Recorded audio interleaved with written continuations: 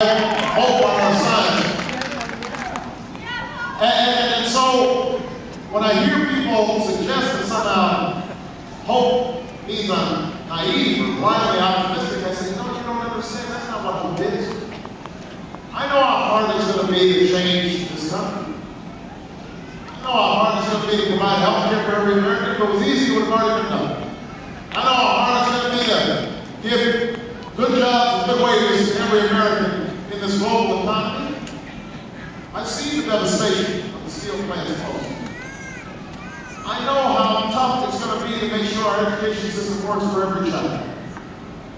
I know because I fought on the streets as an organizer. I have fought in the courts as a civil rights attorney. I fought in the legislature. And I've won some battles, but I've lost some too, because good intentions often aren't enough. You've got to be coupled with political will and political power. But I also know this, that nothing in this country worthwhile has ever happened, except somebody somewhere was doing the homework. That's how this country was founded. That's how this country was founded. A group of patriots declaring independence on the mighty British Empire. Nobody gave them a chance, but they had hope.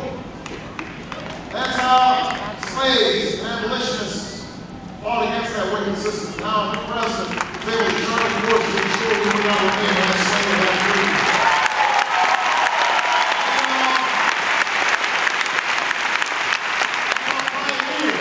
Travel down west to populate places like Montana. Nobody knew what was out here. Nobody knew for certain if they could survive the wilderness.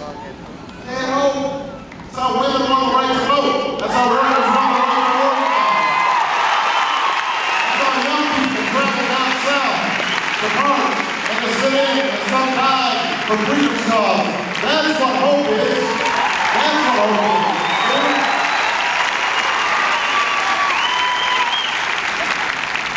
Imagining and then fighting for it and struggling for what did not seem possible before.